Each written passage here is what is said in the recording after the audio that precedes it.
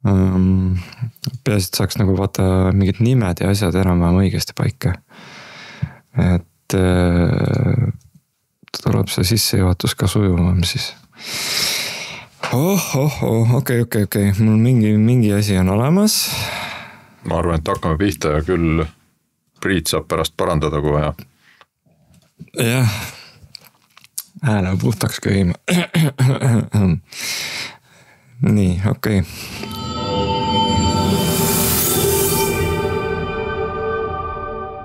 Tere Algoritmi kuulajad, käes on meie 309 episood, mille toovad teieni Nortal ja Veriff. Mina olen Martin Kapp ja minuga stuudios täna Eerik Jõgi. Tere Eerik, kuidas läinud on vahepeal? Tervist, tööd on palju, jagub rapsimist külla. Et ma ei tea, on see hästi või halvasti, et sõltub kummalt poolt vaadata. No kui on piisavalt, ma arvan, on hästi, kui on liiga palju, siis võib muidugi, võime jälle teistel teemad siit saates vestelda, aga vast on see pigem tore, et kui tegemist on. Ja lisaks Eerikule on meil ka, nagu ikka, saatekülaline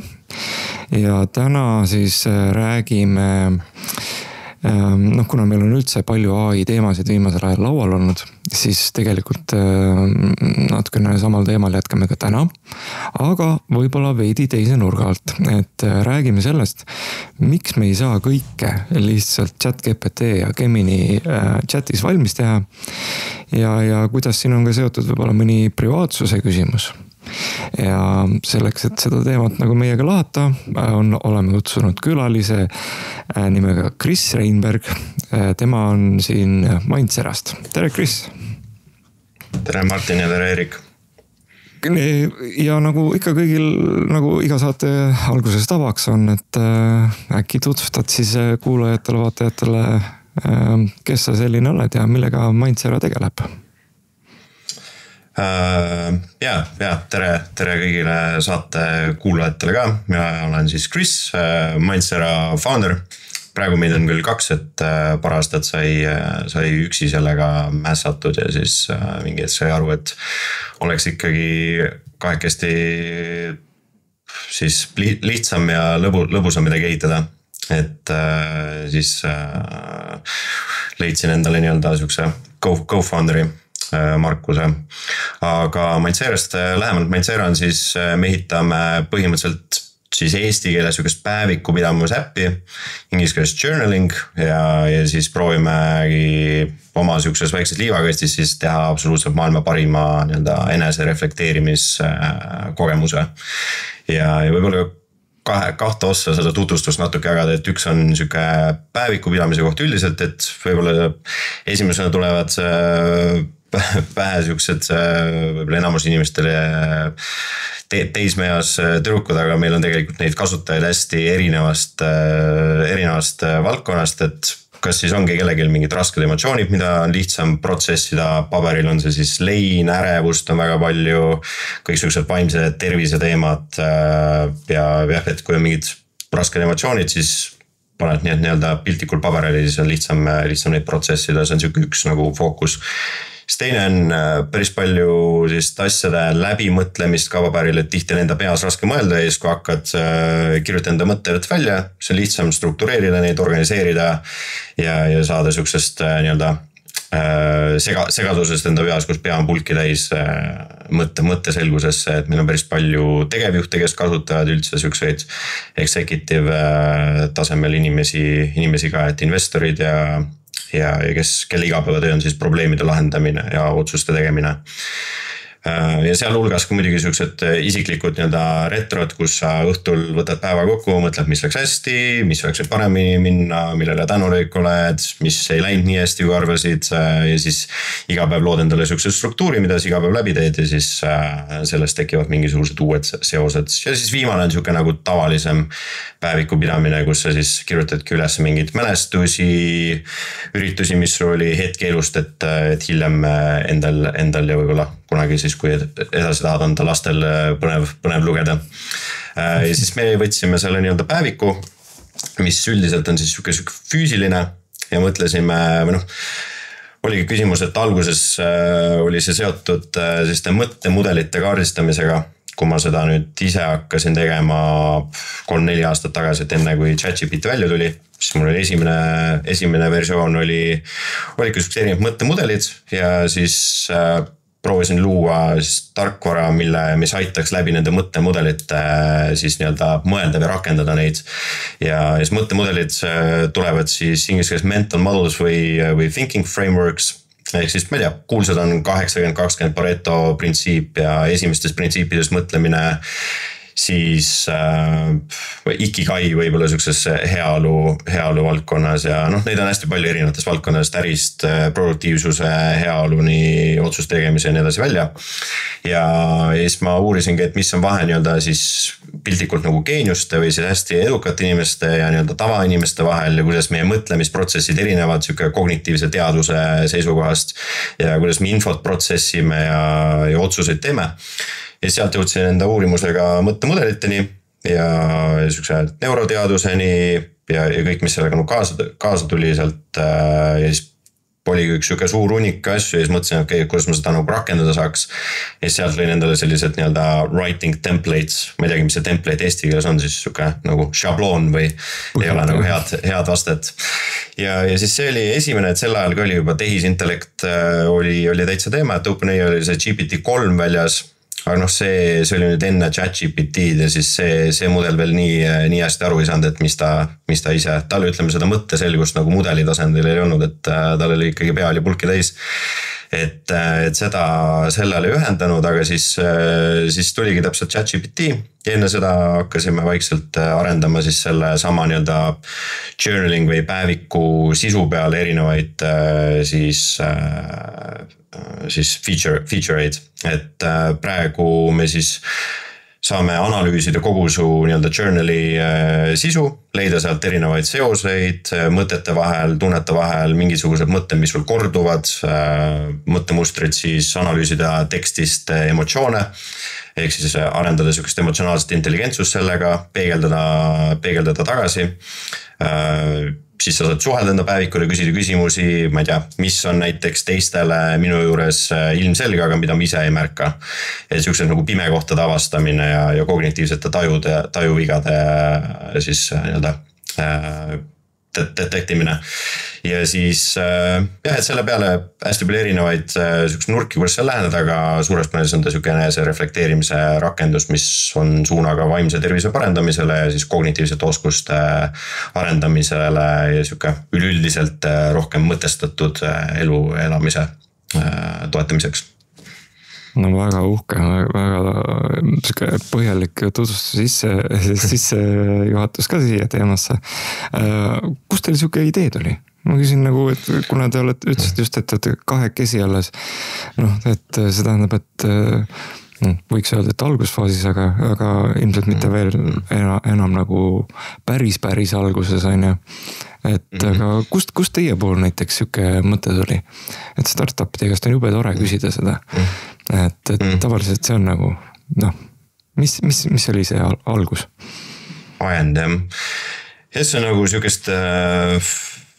ütleme suurest pildist oligi see sama nagu research, et mind alati ennast on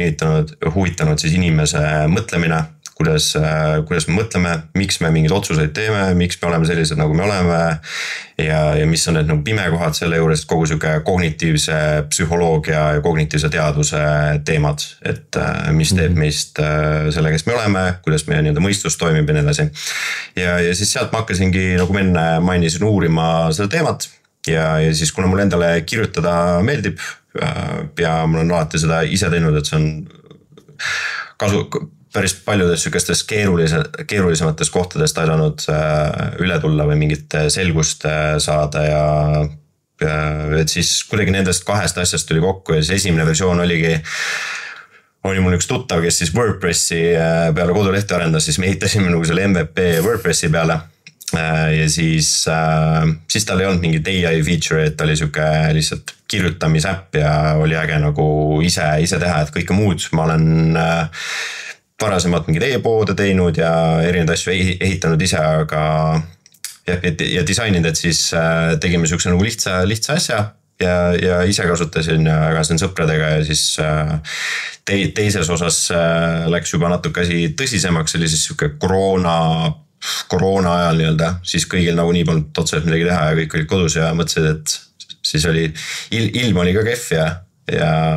kuskile minna ei olnud, et siis ehitad. Ma olen ise, et see on üks nagu suuri põhjuseid ka, miks Eestis on nii palju edukaid startup'e, et väljas pole lihtsalt midagi teha ja siis kas saad kodus vaatad Netflixi ja hakkad ehitama. Ja siis sai seda tehtud, siis ma mingit aega oli sihuke esimene versioon juba kasutajatega tegin kõnesid, said tagasisidet ja siis sellest tekkis väga palju mõtteid, siis tuligi tehisintellekt ja siis läks asi nii-öelda sellest MVP WordPressi faasist välja. Ja siis hakkasin, kuna ma ise olen disaini taustaga, siis selle kõik sihuke UX-i ja UI poole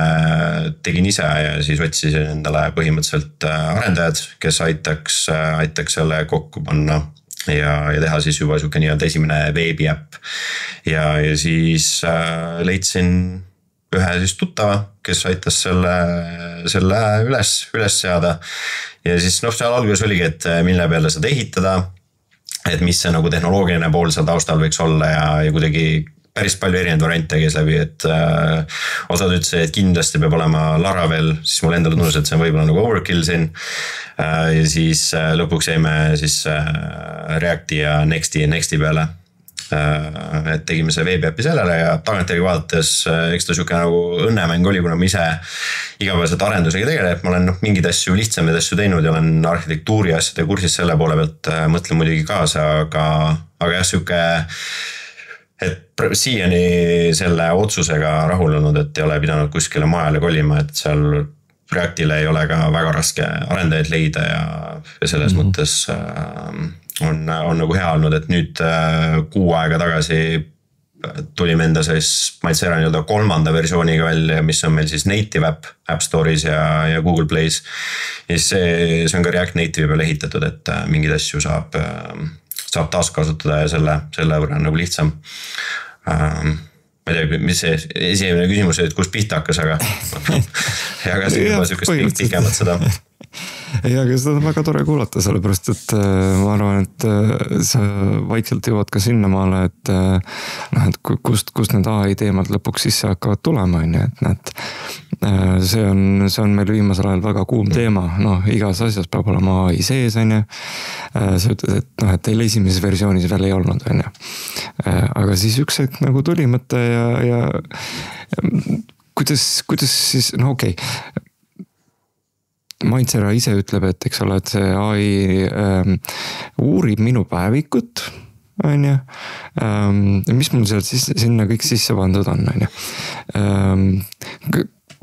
tekib ju küsimus, kas ma saan usaldada seda AI-d oma nagu kõige, ütleme, siuke isiklikemate, võib-olla salajasemate mõtetega, et kuidas teie nagu sinna nagu lähenenud olete? See hea küsimus muidugi, ise mõtleks täpselt samamoodi, et eks on nagu mitmes osas vaatama sellele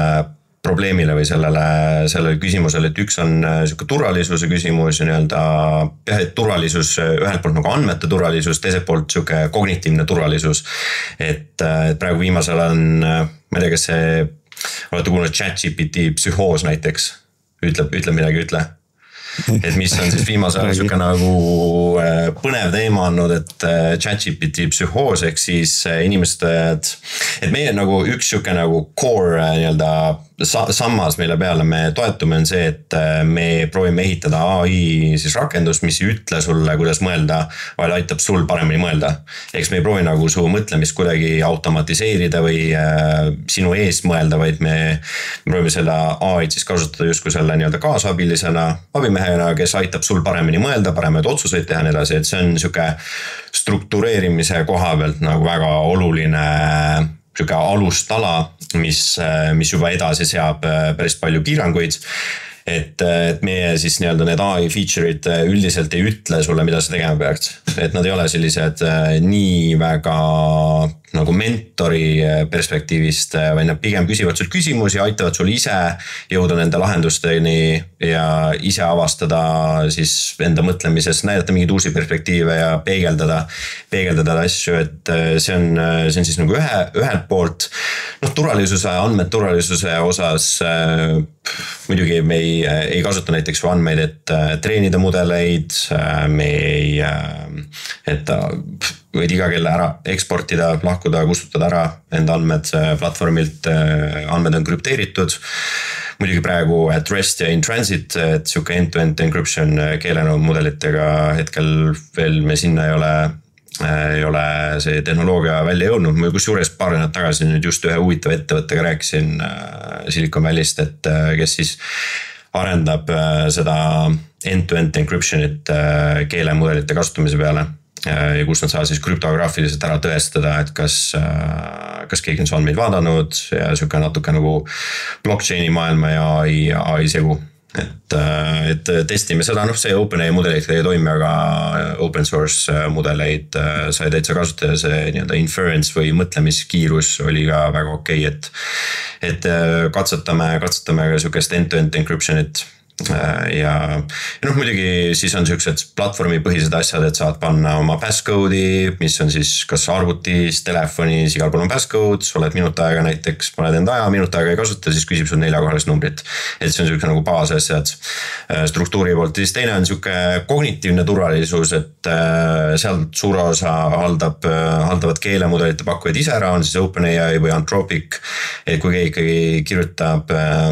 mingitel keeruliste teemadel, ma ei tea, NSTAP näiteks, et siis see saab nii-öelda selle red flag'i ja siis et seal nii-öelda takka kedagi ei utsitata selles osas ja siis on selline teaduspõhine lähenemine, et kuni inimeste mõtlemine siis tahavad kasutada ikkagi siukseid kaasata oma ala eksperte, et meil on päris palju kliinilisi psühholooge, kes soovitavad meie äppi enda klientidele. Näiteks nii-öelda teraapia sessioonide vahel kasutamiseks just, et selle koha pealt ma arvan, see näitab ka meie nagu selle platvormi sisu kohta päris palju, et kui kliinilised psühholoogid ise juba soovitavad klientidele, siis see suund, kus me oleme, ma arvan, on nagu õige, et lähme seda pidi edasi, et kas on niisugune kognitiivne teraapia erinevates nagu teraapia mudelites mingisuguseid juppe võetud, kuigi me ei ole otseselt niisugune teraapia äpp, et kui on ikkagi vaimse tervise probleemid täitsa, siis me oleme selline nagu ennetav meditsiin nii-öelda, enese reflekteerimine, kuigi journalingi ja päeviku pidamise kohta on üle mitusada erinevat uurimustööd tehtud ja ma ise arvan, et see on ma olen muidugi natuke kallutatud ka, aga ma ise arvan, et see on üks nagu lihtsamini ja üks efektiivsemaid ja lihtsamini kasutatavaid siis siukseid nii-öelda teraapia vorme, mida inimesed võiks teha. Et eriti siukses tänapäeva maailmas, kus on nii palju erinevaid, kogu see kiirus AI-s ka, et inimestel elud on juba nii keerulised, nii palju igas mingi kriise, teadmatust tuleviku ees ja nii edasi, et sul on vaja siukest oma nagu ruumi või hetke, kus sa korra paned kõik stiimulid pausile ja siis, et kas sa teed seda meie äpis või sa kirjutad lihtsalt nagu märkmikusse, et otseselt vaata kuidas sul endale sobib, aga lihtsalt, et mingisugune rutiin oleks, kus sa korra paned pausile ja reflekteerid, et kus sa oma asjadega oled ja kas asjad lähevad sinna suunda, kuhu sa tahaks ja et mis saaks paremini ja mida muuta. Aga nüüd ringiga tagasi tulles sinna ChatGPT psühhoosi poole, et see teema pakub mulle endale põnevust. Ehk siis ChatGPT nii-öelda oma olemuselt keelemudel üldse on hallutseneerivad. Ja kui midagi hallutseneerib, siis on justkui nagu selline justkui nagu siuke, et kui inimene hallutseneerib, siis ta läheb siuksesse skisofreenilisse suunda oma mõtlemise poole pealt, eks mõtted ei ole erinevate mõtete vahel puuduvad seosed tihti või need on siis loodud ja nüüd sul on ühelt poolt siis keelemudeli nii-öelda oma mõtlemine on skisofreeniline, siis teiselt poolt tuleb sinna juurde see, et mis siin OpenAI puhul ChatGPT-ga oli, et mudel on liiga palju nõustub sinuga ja nagu utsitab sind tagant, ehk siis sul on nagu teiselt poolt nagu isiksus on siuke sotsiopaatne. Ja nüüd kolmandaks, kui sa oma ChatGPT-s enda nii-öelda memory funktsiooni paned ka sinna juurde, siis sa annad talle veel nagu sinna seda kütet juurde, et sul on siuke meister manipuleerija, kes on skisofreeniline, nüüd sa hakkad enda siis mõtlemist suunama sinna üle. Et ta hakkaks sinu eest mõtlema ja annab su otsu ja aitab sul nagu mõelda.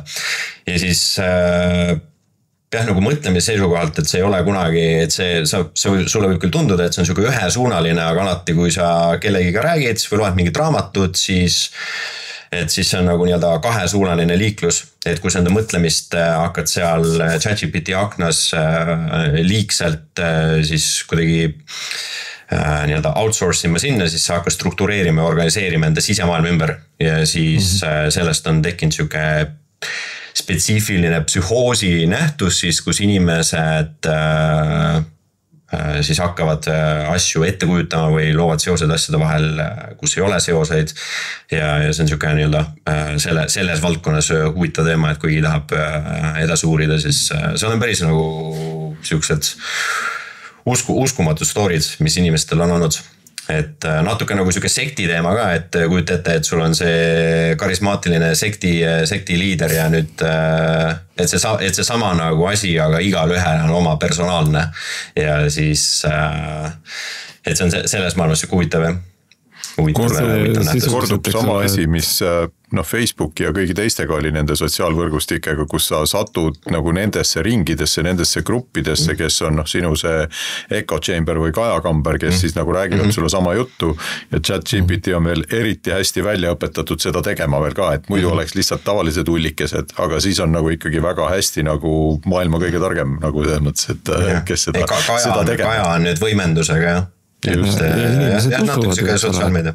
Et kui sa teed tööasju, sa saad sealt päriselt kasulikke asju, võib-olla siis oskad pilterdada, kui sa küsid isiklikke asju, siis sa usud, et sa saad siis ka kasulikke asju. Kuigi tegelikult mõnikord võib-olla mõni võiks kriitiliselt küsida, et oota, oled see kindel nagu. Kriitilist mõtlemist peab sinna nagu hulgaga juurde. Aga kuidas siis, Kris, sina oled enda rakenduses suutnud, et see rakendus, ikkagi sinu rakendus küsib vastu, nagu sa ütlesid, küsib küsimusi ja peegeldab nagu sisulisi asju tagasi, et aga nende samade vahenditega kuidagi või? Jah, aga eks ta on, üks on see, et kui nagu süvitsi sa sellega lähed, et me proovime ikkagi nii-öelda journalingis on siis promptid, samamoodi nagu nüüd on prompt on muidugi tähendab tänapäeval midagi muud, et AI prompt, aga siis meie rakendus ühelt poolt me näeme seda nagu 3 osas, mis on meie siis nii-öelda see workflow, et üks on see tuled äppi ja lihtsalt journalid üksi, kirjutad enda mõtted välja, paned nii-öelda selle voice journalingi peale, kus paned endale klapid pähe, lähed jalutama ja räägid enda mõtted välja ja siis see transkripteeritakse siis pärast ära tekstiks. Või siis kirjutadki füüsilisse märkmikusse ja teed pildi ja siis me võtame selle teksti sealt, et lõpuks on see teksti näol. Et see on siuke, kas lihtsalt mõtted välja, et sa oled sina ja su mõtted, et me teadlikult proovime sellest chatboti nii-öelda interface'ist võimalikult kaugel olla, et me ei taha siukest nagu chati moodi suhtlust, et ikkagi sinu mõtted, sinu tunded, sinu kogemused on see tsentraalne ja siis pane need kirja, see on siuke nagu esimene step. Siis teine on see, et kui sa alguses kirjutasid üksi, nüüd sa hakkad nagu back and forth minema siis justkui selle nii-öelda sõbraga, kes teab su kogu selle journali sisu ja siis seal me siis aitame sulle seoseid luua siis praeguse nii-öelda selle sissekande vahel ja eelmiste, et ja siis aga me otseselt nagu ei ütle sulle, mida sa tegema peaks, vaid me üldiselt toome mingid seosed, näitame sulle seda ja siis me küsime küsimusi, et mis aitaks sul siis ise minna rohkem süvitsi nende teemadega, et siuke back and forth ja siis kolmas osa, mis mulle endale väga meeldib, on siis selline nii-öelda grupi reflektsioon. Et kujuta ette, et ma ei tea, kirjutad näiteks Google Docsi enda sissekande ja nüüd sa jagad seda Google Docsi enda, ma ei tea, 10 sõbraga ja 10 maailma tipppsühholoogi või siis coach'iga ja nüüd kõik nad loevad su teksti läbi, teevad mingid paragraafid aktiivseks, highlight ivad ära ja siis jätavad sulle kommentaare. Nüüd meil on seesama struktuur, aga meil on AI mind'id, eks keda sa saad ise luua, et kas see on siis näiteks üks mind, mida ma palju kasutan, ongi cognitive biases, eks siuksed kognitiivsed tajuvead, kes siis käib teksti läbi, teeb mingid osad aktiivseks ja jätab, et kuule, et siin sul on näiteks mingi tajuviga, et sa oled mõtled liiga katastroofiliselt või sul on või näiteks teine on alternatiivsed perspektiivid, et kes otsibki, et me ise tihti, kui me mõtleme millegist, me vaatame hästi läbi mingisuguse tunneli ja nüüd asjad on niimoodi ja rohkem variante ei eksisteeri maailmas. Ja siis lähme, eriti kui see on mingi tugev emotsioon ka taga, siis lähme enda sinna nagu kast ära, mille me ehitasime ja siis oleme seal sees ja kannatame. Et siis alternative perspective siis leiab need üles ja näitab sulle, kuule, et siin sul võib olla mingisugune uskumus või perspektiiv, mis, et tegelikult on asju ka võimalik selle nurga alt vaadata või mingi teise nurga alt, siis meil on näiteks stoitsistlik nii-öelda mind, kes stoitsism tänapäeval on niisugune tõusvas tempos, et Marcus Aurelius ka ju tema kõige kuulsam stoitsismi raamat ja kõige kuulsam journal ongi Marcus Aurelius Meditations, et siis see vaatab jälle sükses stoitsistikust perspektiivist, siis USAs on väga palju kristlikke nii-öelda mind'e, mida kasutatakse, kes vaatab siis selle väärtussüsteemi põhiselt ja siis sa saad neid ise luua, et selle asemel, et sul on üks perspektiiv, siis käibki mingi hunnik erinevaid nii-öelda justkui siukseid ajusid sealt läbi ja teeb sul teksti aktiivseks ja annab sulle tagasi erinevat nurkadelt. Et see on siuke 3-osaline ja siis pärast seda siis analüüsid enda selle sissekand ära. Eks meil on seal palju selliseid feature'e, mis aitavad sul seda praktikat siis nii-öelda harjumust tekitada selle praktika osas, et näed enda streak'i ja siis analüüsime seal emotsioone, näitame, mis emotsioonid tekstist leiti, mitu protsenti mingil emotsioonil on, see on siis arendasime ise edasi ühe selle emotsioonide mudeli, Platšik mudel. Võib-olla olete näinud kunagi sükest emotsioonide ring, kus on erinevad emotsioonid ja siis selle peale arendasime ise edasi. Ja siis lõpus saab seda ka... Seda nagu keeletuvastuse järgi või ka tekstist kuidagi nagu intonatsioonide mingi sükse asja järgi või? Peamiselt keele see, et me testinud, see intonatsioonid tekstis on ka ikkagi keele järgi. Et kui on mudelid olemas, kus sa nii-öelda selle voice journaling'i teed, et siis saab hääletoonist ja sükestest asjadest ka lugeda. Hume on üks peamine teenusepakkuja seal, kes selle fokusseerib, aga meil on keelepõhiselt ja siis lõpus teeme veel su sellest sissekandest pildi ka, et ise saad valida, meil on erinevaid hunnik erinevaid nii-öelda neid stiile, kunstistiile ja siis lõpus näed siis nii-öelda enda seda sissekannet visualiseerituna ka, mis muudab selle natuke siukseks mängulisemaks võib-olla, et päris muidu on siuke ajude ragistamine paberil. Ja siis see on siuke nagu sissekande osas ja hiljem tekib sulle, kui sul on palju sissekandeid, siis siuke inside leht, kus sa näedki, võid võtta nagu ükskõik mis erineva ajaperioodi, et see võib olla viimased pool aastat ja nüüd sa näed, et viimase pool aasta jooksul on sul näiteks ärevust siis leitud, ma ei tea, 18 erinevas sissekandes. Nüüd sa klikid selle ärevuse peale ja siis sa näed kõiki erinevaid teemasid, mis sulle seda ärevust tekitavad. Ja see on väga kasulik olnud paljudele kasutajatele, et tihti, et kui sa nagu ühes päevas kinni, siis on raske nagu näha seda pikaaegsemat ülevaadet enda asjadest. Ja siis mõõdame isiksust, et peegeldame seda Big 5 mudeli põhjal. On mingid nagu soovitused ka, saad enda selle journaliga rääkida, näed teemasid, nii-öelda recurring topics, et viimase 3 kuu jooksul sa oled nendest asjadest peamiselt mõelnud, et meie mõtted üldiselt kipuvad väga palju korduma ja käime neid samu radu kogu aeg.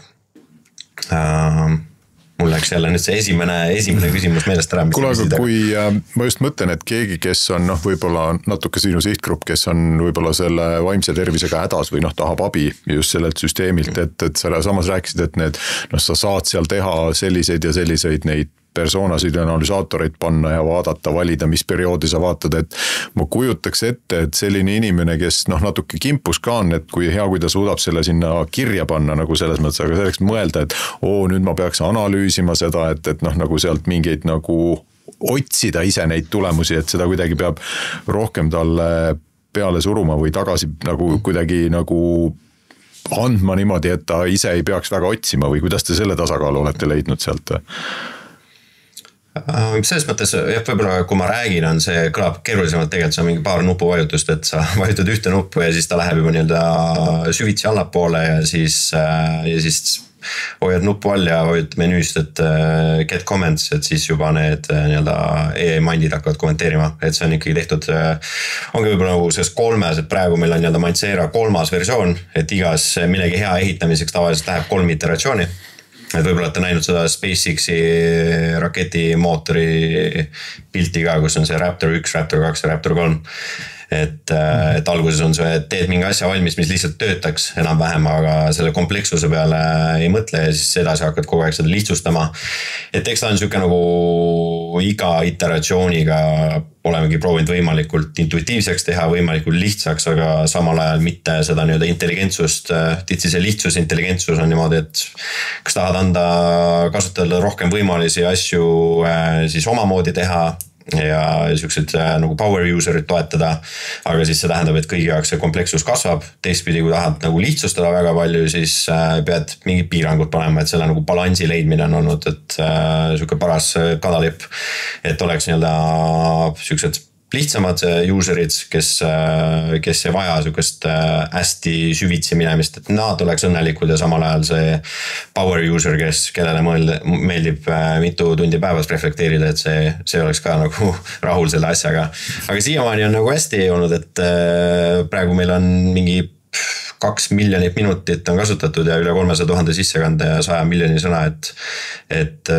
iga päev... See on teil olnud juba lahti? Esimene versioon tuli välja 2023 16 märts ja siis umbes aasta aega hiljem tuli nagu teine versioon välja. No 2,5, et teine versioon tuli välja siis aasta hiljem ja need olid mõlemad siis ainult brauseripõhised brauseripõhine äpp, et said läbi Chrome'i või Safari kasutada ja siis nüüd 6 aega tagasi tuli, et mobiiliäpp, et 3. iteratsioon ja siis praegu olemegi selles faasi minemas, et hakkame skaleerima. Aga jah, algusest peale läks, kuna ma ise olen niisuguse turundust ka teinud elu jooksul, siis asi läks kohe ei õiges kohas silma ja siis me oleme siin Forbesis olnud, New Yorkeris ja Andreessen Horowitzi investment teesides ja niisugune 168 riigist kasutajaid, üle 60 000 sign-upi ja siis kõike suutnud seda teha veel bootstrapides, et ei ole väliskapitali kaasanud. See on päris kõva saavutus ikkagi. Aga palju te olete näinud mingisugused nagu mis on nagu põhiprobleemid olnud selle, ütleme, tehnoloogilise ja selle poole juures, et näiteks, et sa ütlesid, et kui ma olen liiga kriitiline, et siis üks siis nagu persona võib-olla ütleb mulle, et näed, äkki ei ole asi nii hull. Aga mis siis, kui ma olen liiga rõõmus? Kas siis nagu vastupidist ka on või et kui palju see arvestab näiteks, vaata, mis ta on siin 16 isiksuse tüüpi loetakse, et on meil üks faktor juures, eks ole, et sest me teame, väga lihtne öelda, iga inimene on erinev, et kui palju nagu neid erisusi te tegelikult nagu arvestate või on see pigem nagu selline universaalne tööriist, millest peab igaüks ise leidma asja? Ka hea küsimus, et meil oleme seda, eks see oleneb nagu inimesest endast ka, et keegi tahabki, et teda rohkem toetatakse, teine tahab sellist no bullshit, ütle mulle asjad täpselt niimoodi on ja ära nagu, et ei taha seda nagu roosa mannat saada. Setis mõttes on eraldi nagu eestlase režiim nagu. Eestlase režiim, jah. Et no ma ei tea, kes siit on näha, aga põhimõtteliselt meil ongi see AI settingu, et kus sa saad tooni valida, et siin on sul erinevad need, et ma ei tea, kas kui hästi näha on, aga et sa saad ise seda siis persooni seal natuke muuta, et valid selle tooni, siis sul on erinevad perspektiivid, et kas kas ta oled neutral, Christian, buddhist ja nii edasi. Ja siis kui tahad veel mingit ekstra asja lisada, siis saad nii-öelda custom ka, et meil on siin all mõned siuksed for fun optionid ka, et saad Gen Z panna, siis räägib suga nagu Gen Z. Et eks see on nagu igal inimesele erinev, aga osad on päris palju on seda tagasisidet olnud küll, et jah, et kõik teised AI-d on nii-öelda olnud hästi toetavad kogu aeg, aga mul just meeldib, et teil saab panna selle, et ütleb mõnikord nagu siuke rohkem otsega asju, et ei ole kogu aeg nii läbi lillede. Aga räägis, kuidas sa saavutanud oled selle, et ta ütleb sulle otsem, et ei ole nii nagu tavaline chat GPT? No eks ta ongi, et selle customization'iga tuleb meile sinna need prompti paneme ikkagi kaasa, et kuidas ta rääkima peaks ja kuidas kasutaja tahab. Et selle nagu nurga alt pigem on siuke prompti engineerimine kogu aeg. Et kuidas sa paned selle kõik kokku, et ühtepidi sul on selles journalis on selle nii-öelda journali enda sisu, siis teistpidi sa tahad teha tahad nagu pikaaegsemaid seoseid leida, et siis sa pead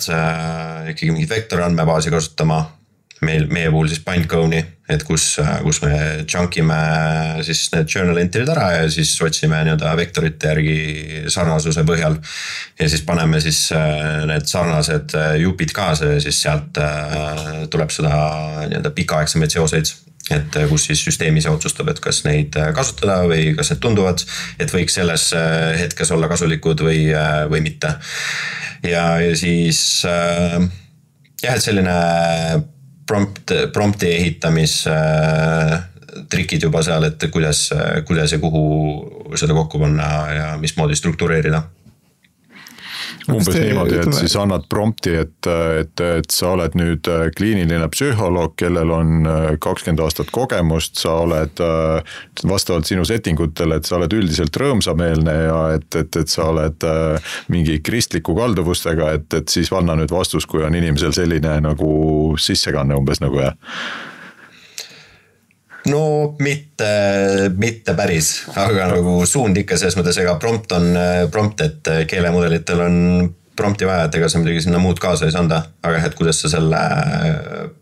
eks seal on nagu, et ta nii üldine ei saa olla, et sul iga sõna ja iga lause, mis sinna kaasa paneb, hakkab seda väga palju mõjutama pikas perspektiivis, et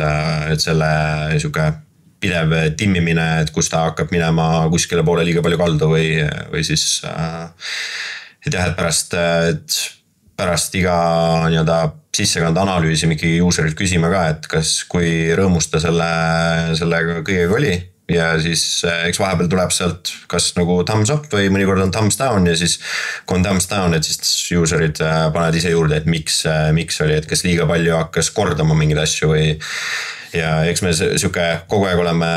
tunnetame seda süsteemi, et kuhu poole teda timmida, aga eks ma arvan, see on nagu selles mõttes keeruline, et natuke sarnane kui mingisuguse sotsiaalmeedia platvormi algoritmi ehitamine, et X-i algoritm näiteks või Twitteri algoritm, mitte keegi ükskõik mis sa teed, keegi ei ole kunagi rahul. Kõigil on midagi öelda, et ma arvan, et suures pildis inimesed ka nii erinevad ja kungi 68 riigist kasutajaid, et siis on kultuuriruumid ja kultuuriline taust nii erinev kõigil ja et kui ütleme, proovime sinna kogu aeg, et saaks nagu see üldprotsendi paremaks, aga mõnikord kui nagu üks kasutaja ütleb, siis võid nagu vaadata, aga enne kui 3 tükki ei ütle, siis mingid mustrid siit ei teki. Et kui hakata iga ühe nagu mingite mikroasjade peale siis fokusseerima, siis lõpuks ei ole keegi õnnelik, et võib-olla lahendad selle ühe ära, aga 100 tükki on jälle nüüd õnnetud tänu sellele. Et eks ta siuke balansseerimine, žongleerimine ole. Aga kui palju sa oled tagasisidest saanud või et kui tulebki nagu thumbs down, et allapoole pöial ja siis tuleb välja, et see ei ole mitte nagu üldse AI süü, vaid sellepärast, et AI oli liiga aus minuga. Ma ei tahtnud teada, mis ta arvab minu asjadest. Ja seda on kõik olnud, et ma teen support'i ka põhimõtteliselt üksi, et nüüd on vaja sinna mingit abi, aga muidu ma olen ikkagi proovinud mu kasutajatele võimalikult lähedal kogu aeg olla.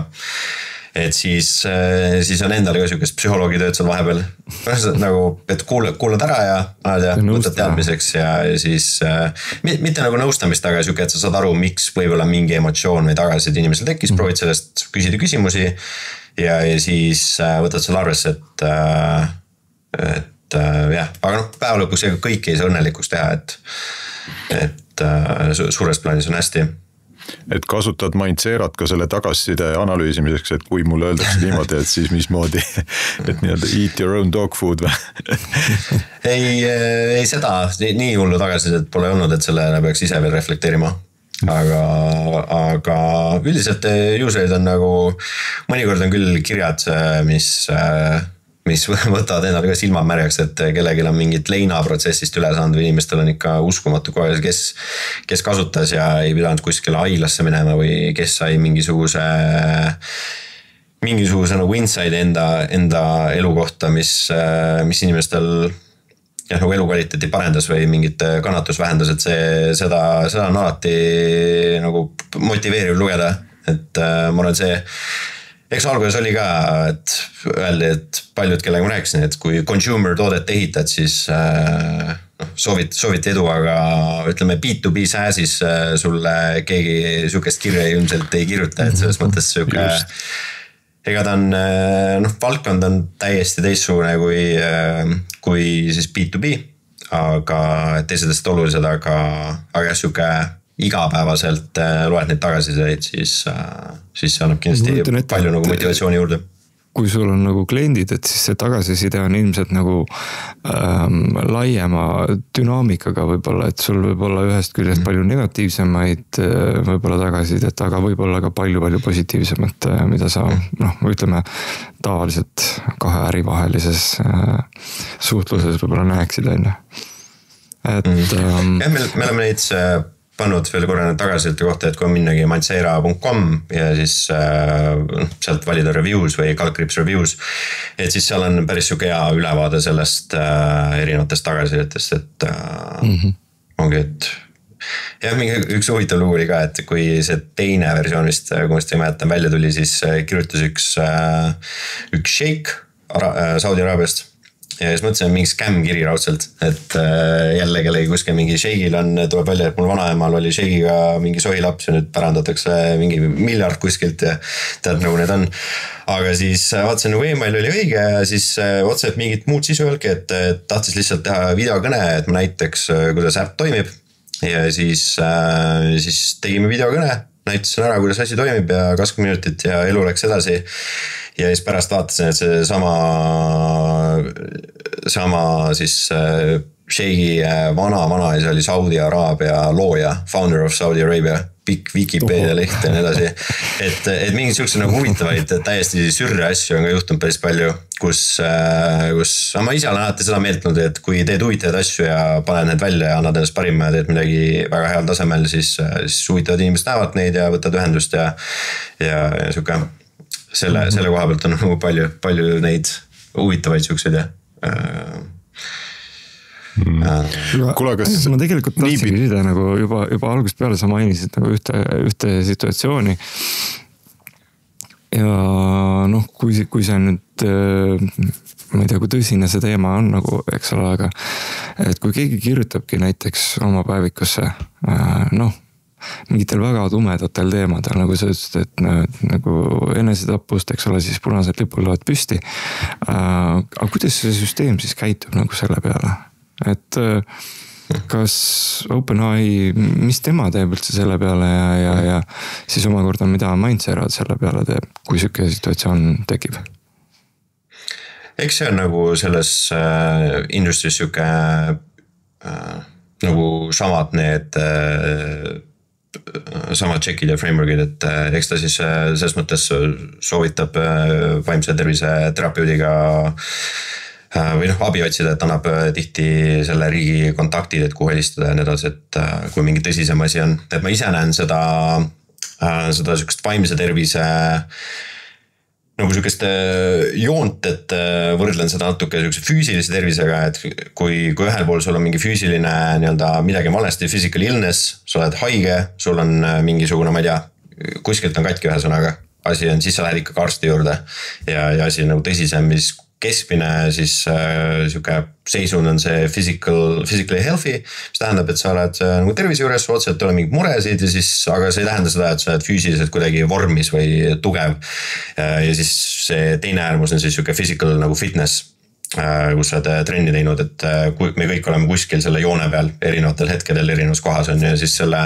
vaimse tervise koha pealt ma näen seda samasuguse joonena, et kuskil on see mental illness, kus tähendabki, et sul on midagi on nagu halvasti, sa lähedki ikkagi arsti juurde, sa lähed terapeudi juurde,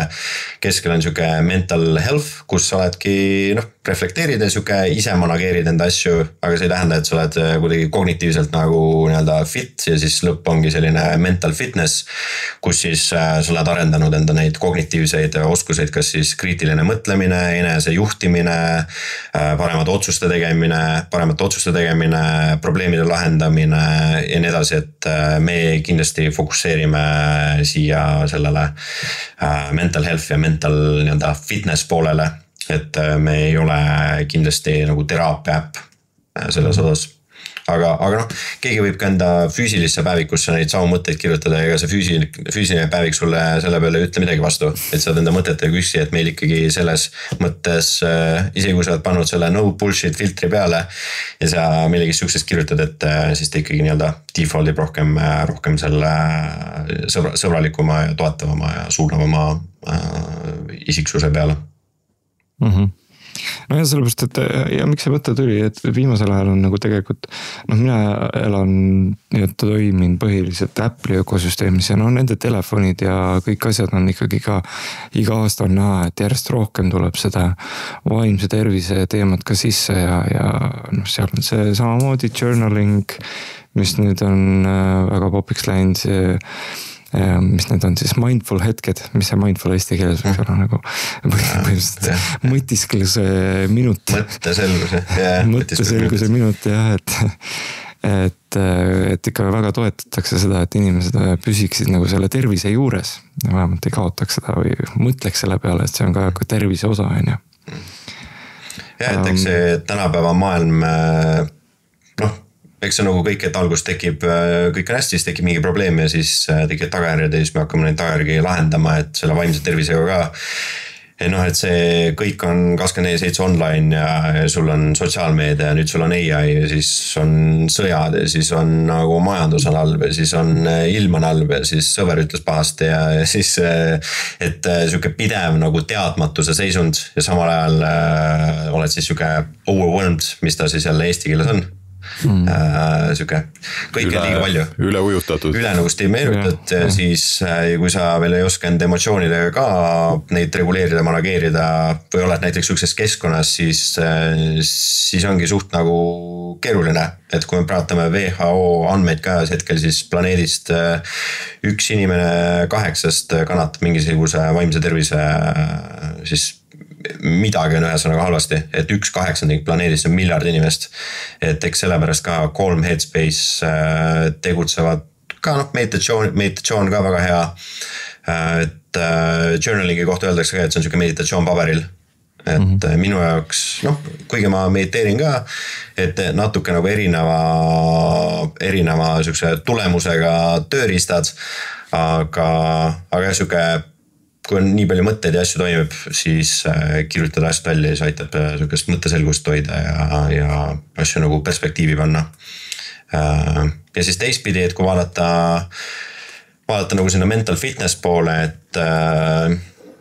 siis me jõuame nendele sukeste kognitiivsete oskuste arendamisele. Üks põnev raamat on Range, mis sellest räägib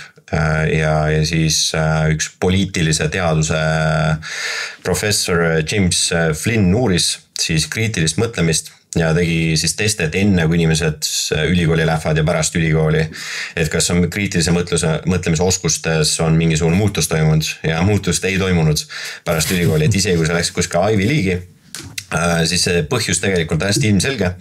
et ülikoolis sa ikkagi õpid mingit asja sa lähed nagu mingis asjas nagu sügavuti, ehk sa lähed sellises vertikaalis sügavuti, sa õpid maailma nägema läbi selle perspektiivi, et sa omandad need mõttemudelid ja siis hakkad kõiki asju vaatama läbi enda prisma, et võin näiteks tuua, et kui ärimees, kunstnik ja bioloog lähevad metsa, siis ärimees vaatab, palju see tihumeeter seal väärt on.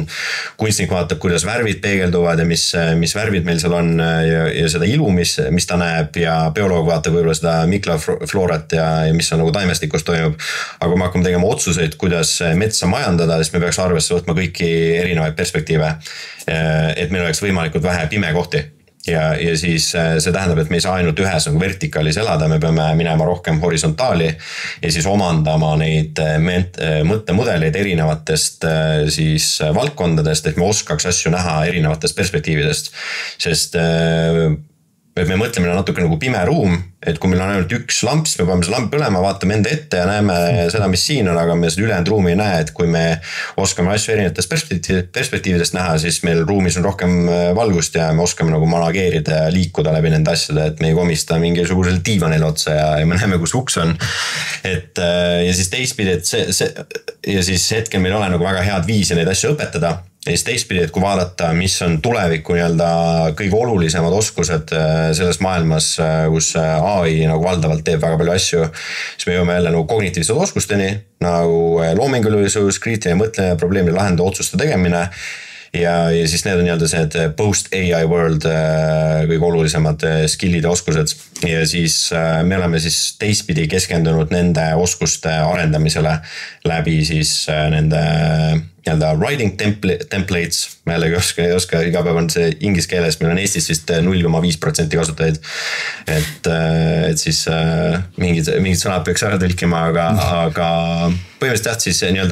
kui on guided meditation, juhendatud meditatsioon, siis meil on juhendatud mõtlemine ja see juhendatud mõtlemine toimib siis erinevate mõttemudelite baasil. Et kui võtamegi selle first principles thinking, siis meil ongi küsimus 1, et kaardistada enda probleemi ära, mida saad lahendada, küsimus 2, 3, 4 ja siis me juhendame su nagu mõtteprotsessi järjest niimoodi läbi selle siis mõttemudeli. Ja siis seda on nagu praegu meil mingi 60 erinevat mõttemudelit, aga tegelikult meil see sisemine list on seal kuskil 500 kandis ja siis ongi põhimõtteliselt ükskõik, mis probleem sul on. Meie eesmärk on siis võimalikult kiiresti aru saada, et mis probleem on ja siis panda sulle see õige nagu mudel kandikul ette, et kasuta seda, sest mõnikord tihti ei ole nagu lahendus paremate nagu vastuste välja mõtlemisel, vaid fookus peaks olema nagu õigeti küsimusel. Ehk siis kui küsimus on tihti õige, siis on täpselt see. Ja kui küsimus on õige, siis tihti vastus muutub nagu ilmselgeks, et see on siuke, ehitame sinna erinevaid kursuseid ümber ja see on siuke teine suund, kuhu me enda asjaga areneme. Aga kui palju teil erinevad üldse, ütleme, et me räägime, et siin OpenAI mudelid on, eks ole, et Anthropic'ut on ka siis teil sees, on teil midagi veel seal, et kuidas see kompott nagu kõik võiks siis nagu kokku näha, et äkki saad natuke sellest ka rääkida?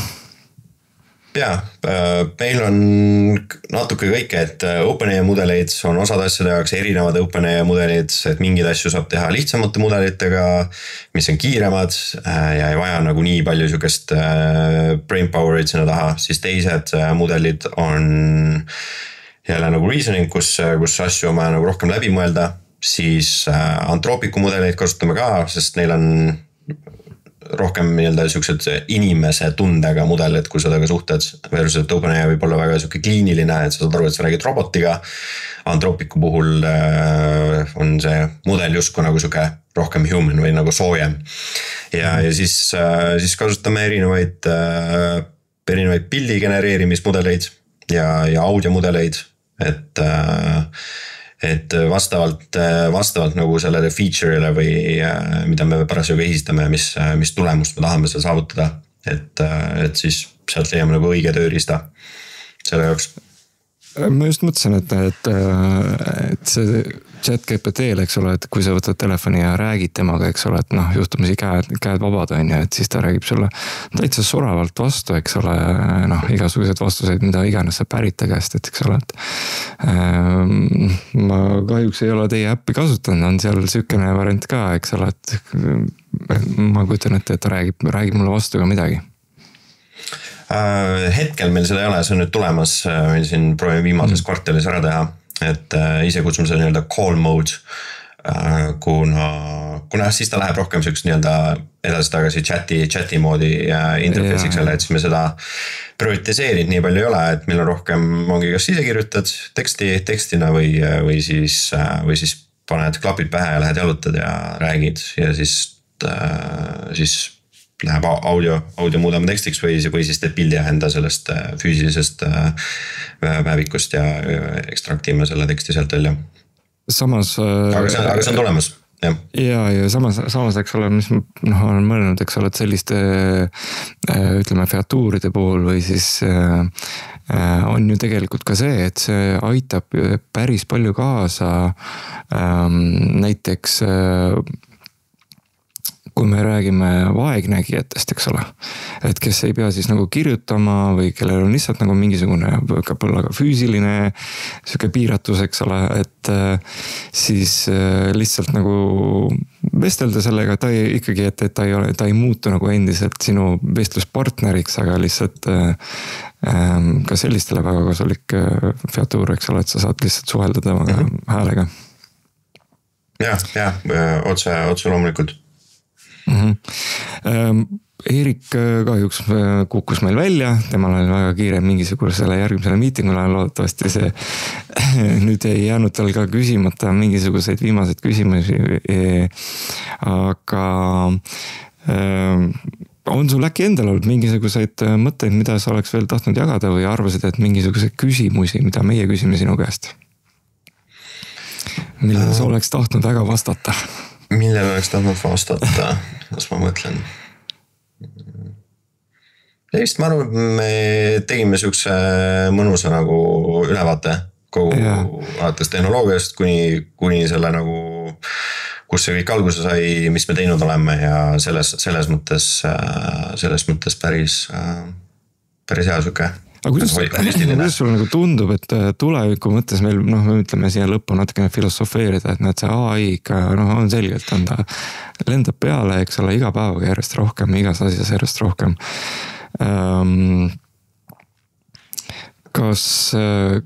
Kas meil on nagu mingi oht, eks ole, et see AI võtab näiteks ka selle sama päeviku pidamise liialt üle või inimesed jäävad nagu ikkagi isegi sellise puhul, kus ta mulle ei ütle ette, mida ma tegema peaks. Et ta ikkagi kuidagi muutub nagu karguks osaliselt nagu inimestele. Või kuidas sa näed, et kuidas see AI oleks nagu kõige parem aitama meid tulevikus? Jah, eks need on kõik sellised suured filosoofilised küsimused, et kogu see AGI ja superintelligentsus ja kas ta tapab meid kõigi ära või ei tapa ja siis, et kas, et mis see nagu maailma pärast seda välja näeb. Loogilist mõttemudelit, eks ole, et äkki ta nüüd saab veel paremini hakkama otsustega tulevikus. Ma ise seda nagu liiga palju ei karda, et päeva lõpuks, ma ei näe, et seda superintelligentsust, või oleneb muidugi, siin läheb jälle väga siuke nagu hakkame nagu seda teadvust defineerima, et mis enne kui selle üle arutada ei saa, et peab need definitsioonid paika panema, et aga jah, siukest ütleme inimese moodi mõistust, praegu ta on ikkagi nagu pigem siuke väga hea illusioon, et ega ta teeb alati täpselt seda, mis sa tal ütled.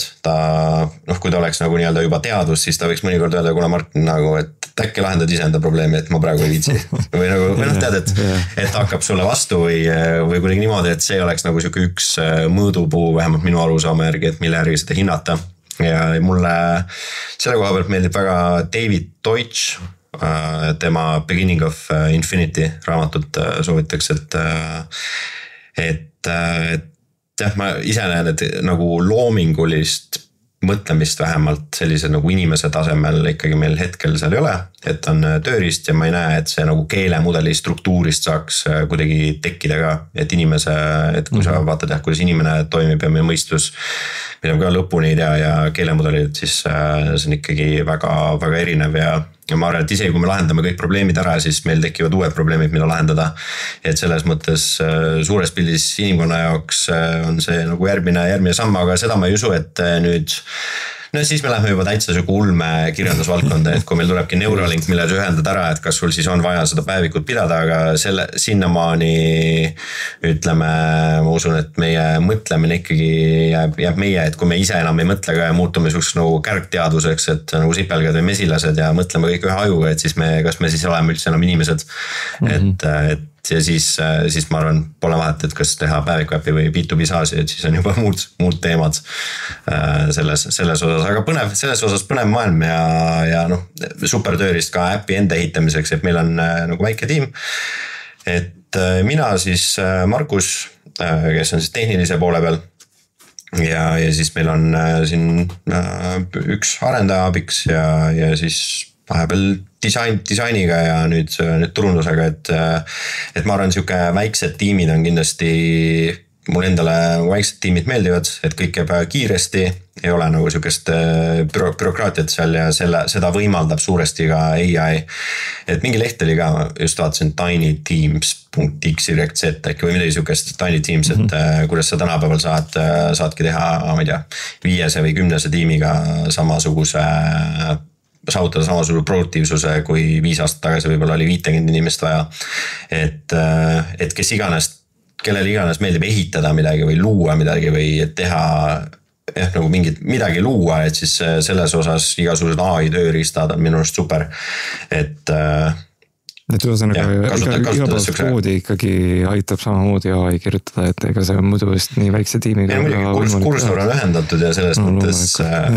neid asju, et ja mingeid väikseid asju, noh need Lovable ja sükeste asjadega saab ka mingid turundusasju lasta ehitada, et ega ta süke nagu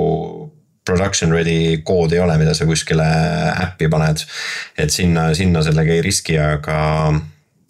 kahtlemata nagu põnev aeg ja ega võib-olla aasta pärast räägime nagu teistmoodi, et siin see asjad muutuvad isegi mitte nädalate, vaid päevadega. Ja praegu väga kiiresti liikumises, kuigi üks asi tundub ikkagi selge olevat, et kui alguses arvati, et AI on see, mis meilt loovuse ära võtab või vastupidi, et teeb meie eest täppistöö ära ja jätab meile vabad käed loovuse osas, siis selgus, et ega ta ikka väga head täppistööd ei tee, et me peame ikkagi ise sellega lõpuks tegelema ja ega ta loovus on ka siuke nagu kaheldav ikkagi praegu, et eks me näeme, kuhu poole ta lõpuks nagu see kõik välja jõuab, aga seniks mõelge oma peaga. Kasutage Mindserat ja aitab teil oma peaga mõelda vähemalt, et ärge usaldage seda nii ülemäära. Ja täitsa nõus ja siis ma ei tea, kes nii kaua kuules, siis praegu teeks mõte, et võime mingisuguse koodiga teha, et ma ei tea, Martin, sa võid öelda, mis me selleks referral koodiks panema, millega paremad letialused diilid saab? No väga lihtne, oma peaga. Oma peaga, okei. Oma peaga. Kasuta koodi oma peaga ja siis saame mingisuguse parema kokkuleppe. No super luks. Ühesõnaga, väga tore oli sinuga saadet teha. Täname kõiki kuulamast. Endiselt igasuguste uute ideede, külaliste kõigi osas võib meiega ühendust võtta. Tulge liituge meie Discordiga, seal on alati väga palju põnevaid teemasid. Ja kes tahab, võib endiselt joonistada või ka lihtsalt kirjutada. Ja kõigile teistele, kes lihtsalt, kellele meeldib meie saade ja naudib selle kuulamist, siis kohtume taas nädala pärast. Aitäh kuulamast ja aitäh sulle, Kris, et sa liitusid meiega täna. Ja, aitäh kutsumast ja aitäh kõigile kuulajatele ja järgmise korrani.